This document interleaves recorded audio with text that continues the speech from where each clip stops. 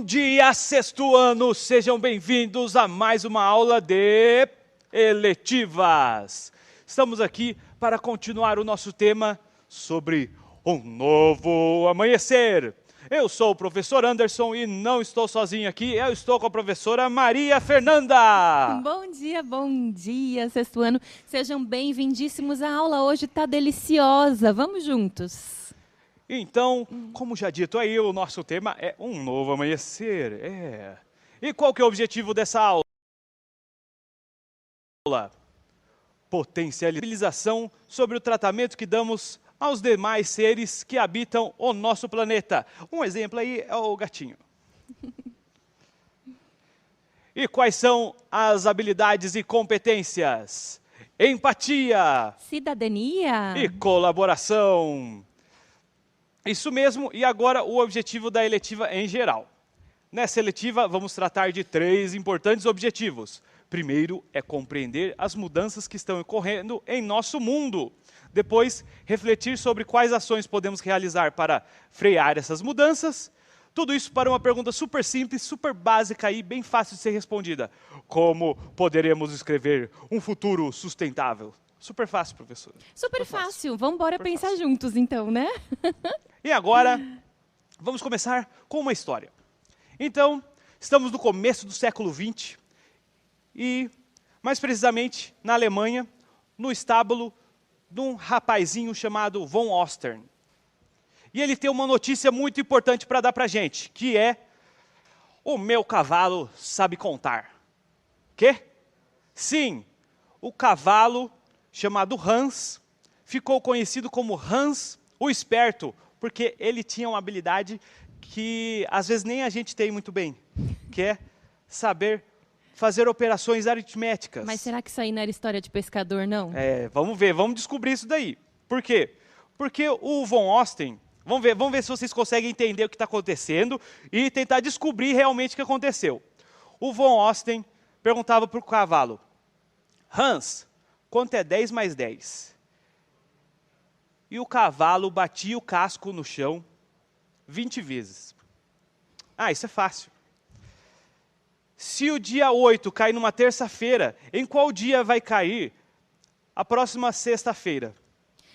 Ai, não acredito que ele batia o casco no chão 11 vezes para indicar. Mentira. Então a sexta-feira ia cair no dia 11 e o Hans sabia. Agora para ficar ainda mais impressionante, von Ostern pegava um papel, escrevia 5 vezes 3 e mostrava o papel para o Hans, sem falar nada. O Hans ia lá e batia o casco 15 vezes. Agora eu pergunto para vocês, vamos conversar aí, mandem as mensagens, suas ideias. Será que o Hans sabia realmente contar? Vamos ver o que o pessoal no chat está achando. Vamos ver. Será que o Hans sabia contar? Isso aqui é impressionante. Eu tô bem impressionada com essa história. Vamos ver o que o pessoal diz aqui pra gente. Quero mandar um beijo para a Escola Luiz Tadeu Facion, presente aqui com a gente no chat. Lá de Votuporanga, a professora Helenice, da Escola Esmeralda. Sejam bem-vindos todos também. Escola Estadual Maurício Montec. Olha, o Henri Gabriel está dizendo assim: pela história é bem provável que ele sabia sim contar. Será que o Hans sabia contar? Então vamos descobrir, Henri. Vem com a gente aqui, ó. O que eles fizeram? Obviamente o que todo cientista deveria fazer.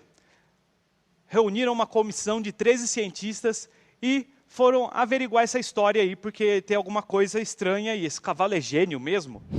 Eles chegaram à conclusão de que não havia nenhum truque e nenhuma fraude. O Hans dava respostas corretas à maioria das perguntas, mesmo quando von Ostern, o dono, não estava perto. Gente, mas o Hans era melhor de matemática que eu. Então, e agora? É isso? E agora? E agora? Como assim o cavalo sabia contar? Aí embaixo vocês estão vendo uma foto real do Hans com o Van Ostern, que é o dono dele. Então olha só que interessante. Ele respondia as perguntas corretamente, mesmo quando o dono não estava lá. E os cientistas já falaram: não tem fraude aqui não. Ele não está enganando a gente. E agora? E agora? Como será que ele fazia, Henri, será que ele acertou? Será que, Henri, você acertou? Vamos ver aqui.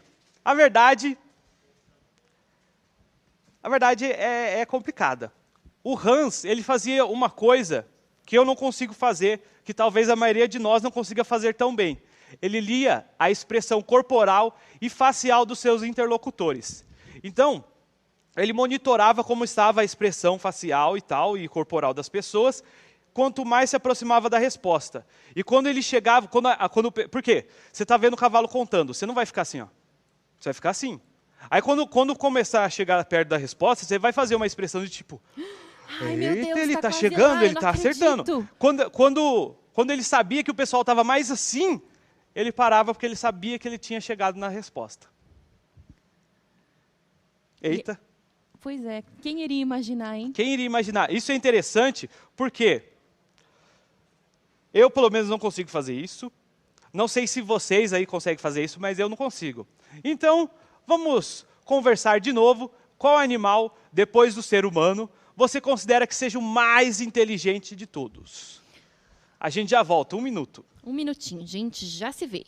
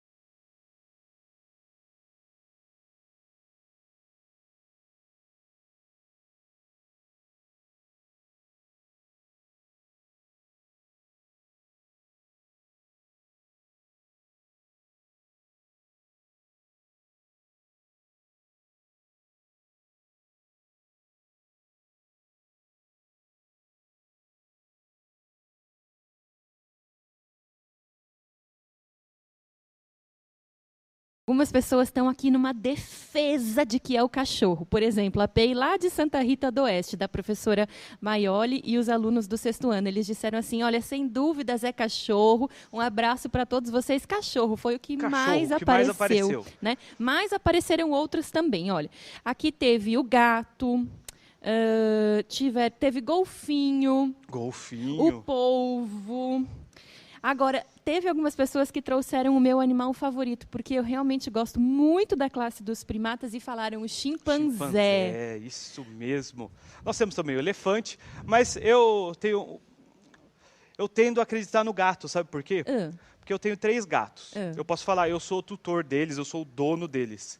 Mas, na verdade, eles é que são os seus donos tutores. de mim, né? Então, agora nós vamos falar de um ponto extremamente importante aí para a nossa conversa sobre inteligência animal, que é o erro da humanização. Como assim?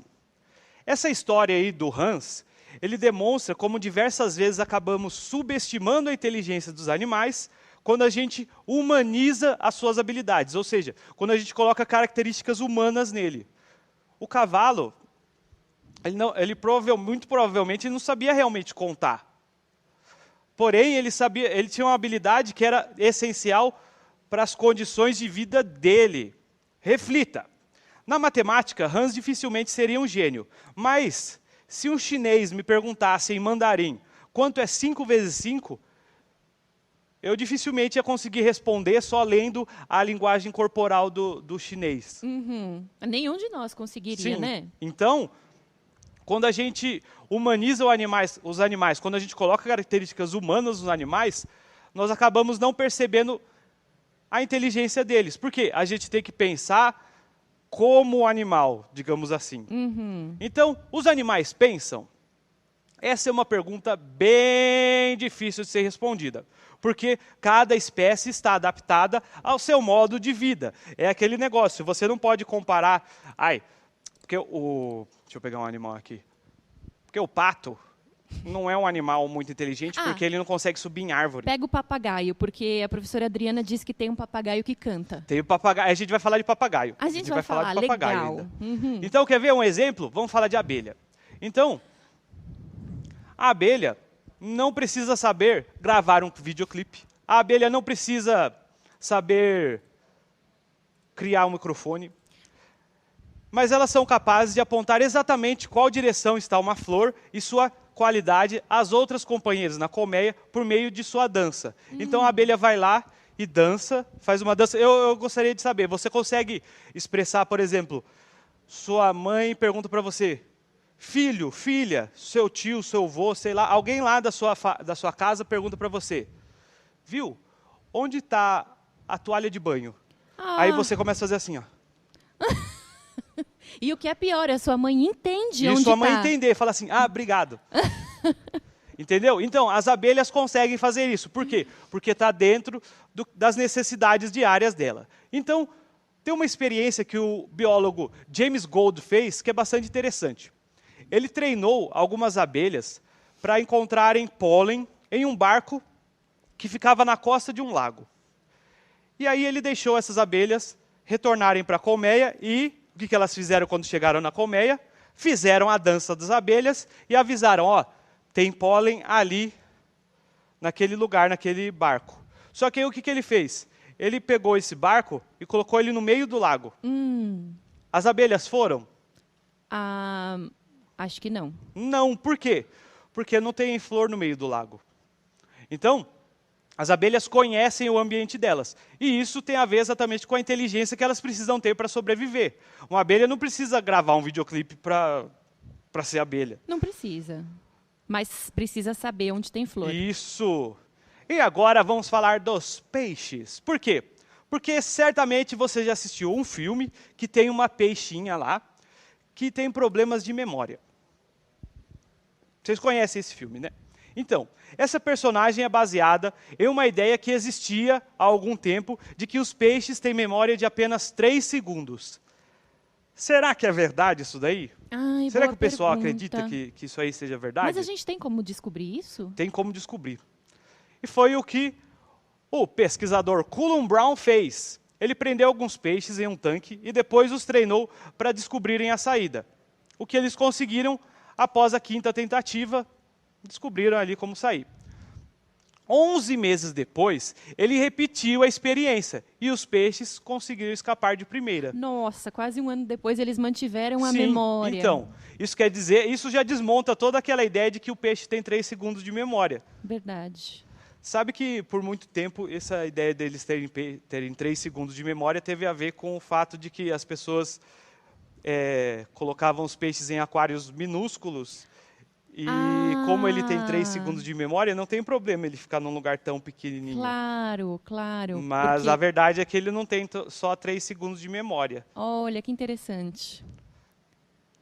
E agora, esse ponto aqui, as pessoas falaram de golfinho, esse ponto aqui é extremamente interessante, vamos falar de autoconsciência. Eu ia falar autoconhecimento, por causa Estamos em do projeto projeto de de vida. vida. É autoconsciência, que tem a ver com você saber que você existe, saber que você é um ser individual, que você existe independente das outras pessoas. Tá, será que os animais têm autoconsciência? Certamente você já viu alguma cena de algum animal brigando com o espelho. Principalmente filhote. Então você põe o filhotinho de cachorro lá, ele começa a brincar com o espelho, ou ele começa a tentar morder o espelho, ou coisas assim. Mas a verdade é que alguns animais são capazes de realmente se conhecer. Aqui entra uma questão extremamente interessante com relação àquela história do que você pensar como animal. Eles fizeram o teste com o elefante. Eles pensaram, será que o elefante não se reconhece no espelho? Pegaram o espelho, e aí eles falam, aí um espelho assim, mais ou menos desse tamanho assim, não deu certo. O elefante não se reconhece. Mas olha o tamanho do elefante. Não é exato? Uhum. Já pararam para pensar nisso? Depois eles repetiram a experiência com o espelho para elefante, o espelho gigante. E aí o que aconteceu? Eles descobriram que o elefante se reconhecia. Mas como eles sabem que o animal se reconhece? Vamos com o exemplo aí dos golfinhos. Os golfinhos são considerados muito inteligentes. São considerados os animais mais inteligentes, assim, dentre os inteligentes. Aí, nós temos a psicóloga Diana Rice, e ela fez o experimento. Ela pegou alguns golfinhos e marcou eles, como se fosse uma caneta, marcou eles uma parte do corpo que eles não conseguem ver. É tipo se tivesse feito um X aqui nas minhas costas. Tá. Não consigo ver olhando aqui. Certo? E aí, ela soltou esses golfinhos na frente do espelho. O que eles fizeram? Eles foram virando assim para ver o que ela tinha feito, sabe? Na frente do espelho, tentando observar a área. Ué, você fez um risco em mim? O que você fez? Eles sabiam que ela tinha feito alguma coisa e queriam ver o que era. E eles queriam ver o que era. Então, às vezes é interessante você pensar como alguns experimentos para descobrir algum fator dentro da inteligência dos animais é simples. Exatamente. Por exemplo, o dos peixes, não foi necessário, nós precisamos aqui de um grande aparelho de tecnologia, vamos fazer tomografia no peixe. Não, foi só apenas fazer um labirinto e ver se o peixe conseguia decorar. Agora também, uma coisa super simples, fazer uma marca no golfinho e depois ver se ele consegue localizar isso no espelho. Exatamente. E agora, quem foi a professora que falou do papagaio? Vamos ter aí agora o papagaio. Por quê? Falar, até papagaio fala. Nós sabemos que papagaios podem falar. Isso é, eles imitam o que estão ouvindo. Mas será que eles poderiam falar e, ao mesmo tempo, terem algum tipo de consciência do que estão falando? Saber o que eles estão falando? Vocês acham que é possível? Vamos ver aí no chat. Vamos ver. A gente já tem aqui o papagaio Polly, né? Que foi trazido pela professora que diz, o meu até canta, né? Olha, a professora Maria está dizendo assim, na minha concepção, eles só imitam mesmo o que eles ouvem, né? Sim. Enquanto vocês escrevem aqui no chat, um abração para os alunos do 6º ano da PEI, professora Luciana Carroso Latorre. Fique em Osasco, então um abração também para o professor Flávio de Matemática e a Delma de Ciências. Olha, o chat está unânime, eles só repetem mesmo, só imitam. Então vamos dar uma olhada aí nessa ideia.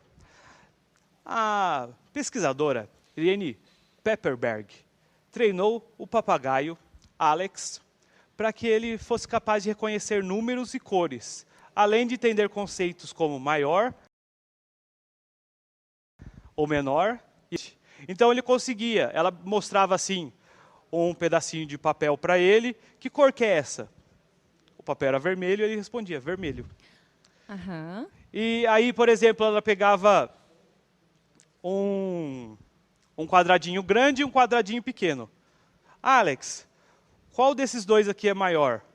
O verde. Então, olha a associação que ele estava fazendo. Ele conseguia reconhecer a cor do papelzinho, do quadradinho, e ele conseguia reconhecer ainda qual que era o maior e qual que era o menor. Mas, claro, isso é fruto de treinamento. Por quê? Na verdade, não necessariamente o papagaio na natureza ele não precisa saber falar com a gente. Até porque se você encontrasse um papagaio na natureza que soubesse falar, provavelmente, depois de algum tempo, ele estaria... Puxa vida, ele teria sido sequestrado, digamos assim. Então, é interessante sempre lembrar disso. Os animais têm inteligência, os animais pensam, os animais têm... Não pensa como se você fosse um humano. O meu cachorro é super inteligente. O que seu cachorro precisa para sobreviver? Ele precisa saber ligar a televisão? Ele precisa saber entrar no centro de mídias? Não. Mas ele tem a inteligência dele para a condição de vida dele. Ele precisa saber achar a ração. E se você marcar bobeira, o seu cachorro vai descobrir onde você guarda a ração. Vai mesmo, com certeza. Então, agora aqui, essa pergunta, mais um minuto. Você acredita que os animais têm sentimentos? Vamos ver juntos. Um minutinho a gente já se encontra.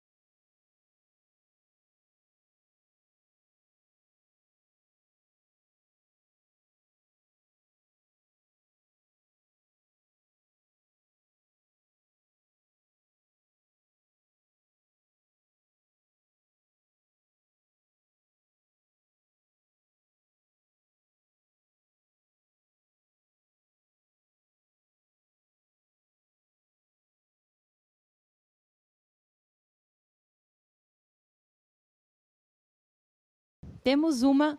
isso é difícil de acontecer, mas a gente tem uma unanimidade no chat.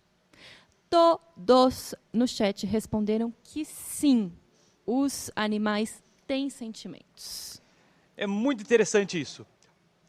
Provavelmente todo mundo aí falou sim, porque já presenciou alguma coisa. Eu vi meu cachorro triste, Isso, meu eu vi cachorro o meu gatinho. sentou do meu lado quando eu estava triste. Isso, né? Então a gente tem várias histórias realmente sobre isso.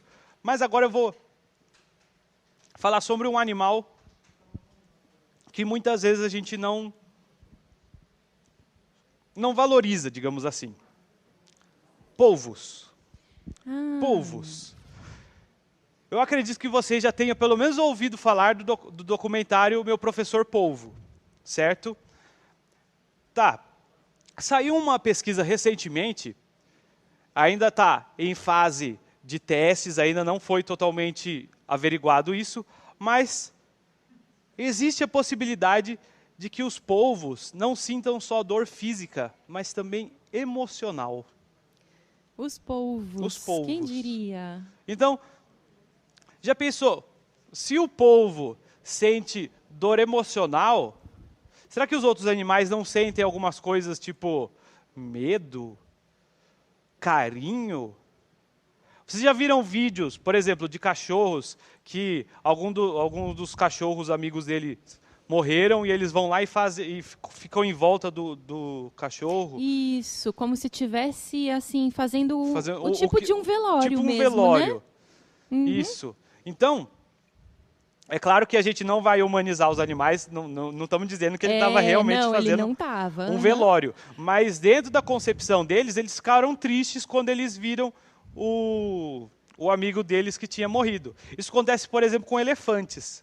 Elefantes têm uma espécie de luto. Isso, e o cemitério de elefantes, Isso. né?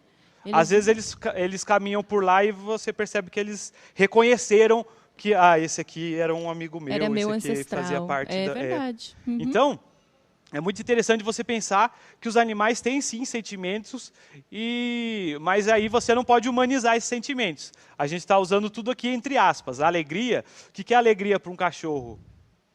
É difícil. A alegria para a gente é uma coisa, para ele é outra. Uhum. Então, da consciência aos maus tratos. Se responder que os animais têm consciência é uma pergunta difícil ainda de ser respondida, é bastante óbvio que situações de maus tratos devem ser consideradas intoleráveis. Certo? Isso aqui acho que seria outra unanimidade no chat, né? Com certeza maus absoluta. tratos são intoleráveis. Uhum. Então vamos refletir aqui um pouquinho. Se os animais são capazes de feitos bastante impressionantes, como o Hans, que conseguia ler a linguagem corporal das pessoas e não só do dono dele, fica evidente que os animais são capazes de sentirem coisas, tudo entre aspas aí, como medo, afeto, e agora sem aspas, e devemos, portanto, tratá-los mais do que como meros seres que existem para nosso divertimento. Por isso que existe até uma nova forma de você falar, eu não sou dono do meu cachorro, eu sou tutor do meu cachorro. Por quê? Dono pressupõe, passa a ideia de que o cachorro é como se fosse uma mercadoria, como se fosse, sei lá, uma garrafa d'água, como se fosse um celular, que você, acabou, eu posso jogar fora, né? Então, não, você é tutor do seu animal aí de estimação, cachorro, gato, hamster, elefante, né? Então, aqui nós temos mais uma ideia bem importante aqui, o denuncie. Nós temos aí, então, um canal para que nós possamos denunciar casos de maus tratos, porque se ninguém fizer nada, se a gente não colocar a mão na massa, os maus tratos vão continuar existindo.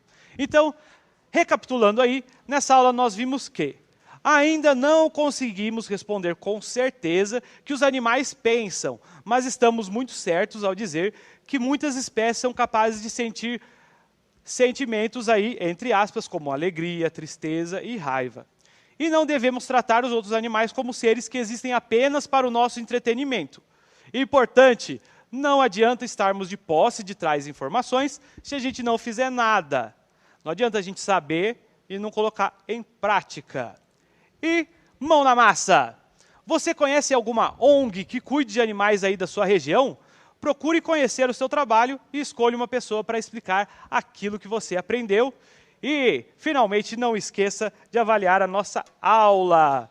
Muito obrigado, professora Maria Fernanda. Agradeço vocês aí no chat por sempre contribuírem e abrilhantarem a nossa aula. Até a próxima. Um beijo, pessoal. A gente se vê.